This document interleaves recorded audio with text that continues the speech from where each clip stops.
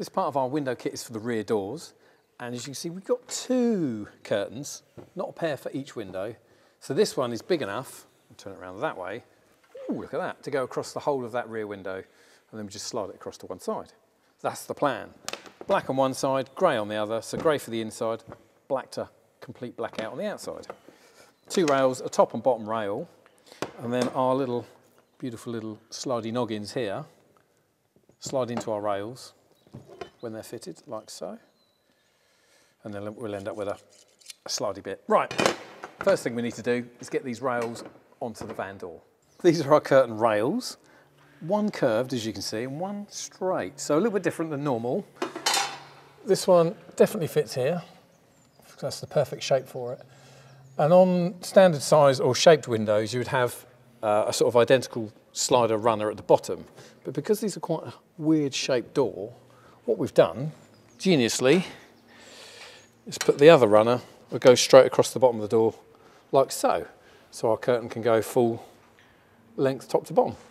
Right, first thing we need to do is drill this in place. If you've carpeted it like we have, then, noisy. If you carpet it like we have, then you have to be really careful drilling through to the carpet, because what it can do is just wind round your drill bit and end up with a massive ball of carpet and then a hole.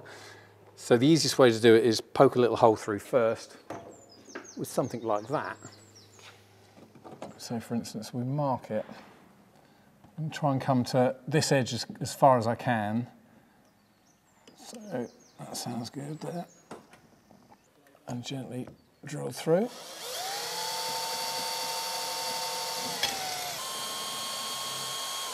And all done with safety glasses on, because I'm drilling above my head. Don't really want any of that in my eye. So you can see a little tiny indentation where we've gone through the carpet there and into the door. I'll put the screw through. See if I can get one screw started. There we go. And once that's screwed in position, we can just adjust the rail so it's nice and even. So it's a nice and even gap through there. And then pop a hole through the last 2. Put our screws in. That's the top rail fitted. Okay, so that's our 3 rail screws in, top rail in place.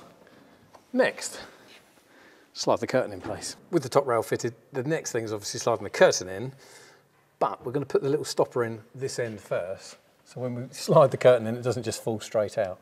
So again, that fits in, and it's the same shape as the rail. There are 1 for each side. So as long as you've got the wider part fitting on the wider part, in they go, they look correct. And now I'm just going to have to drill through our rail and into the van. Then we can pop a screw in it to secure that end cap. Like so. Wind him in there. So make sure you've got the curtain around the right way, so black side facing the outside, a lovely grey facing the inside. Then we can use our curtain rail fittings and slide them up onto the rail one at a time. A little bit fiddly, this job. I can only just reach because I'm quite short compared to this van. The next is our lower rail to be fitted. As you can see, the profile's slightly different. So I'm going to put the longer, more sort of finished profile towards the top, so your eye meets that first. You could do it around the other way. I tell you, it's probably personal preference, but I'm going to go that way, so both of our sort of longer sides of our frame are exposed the same way. Right.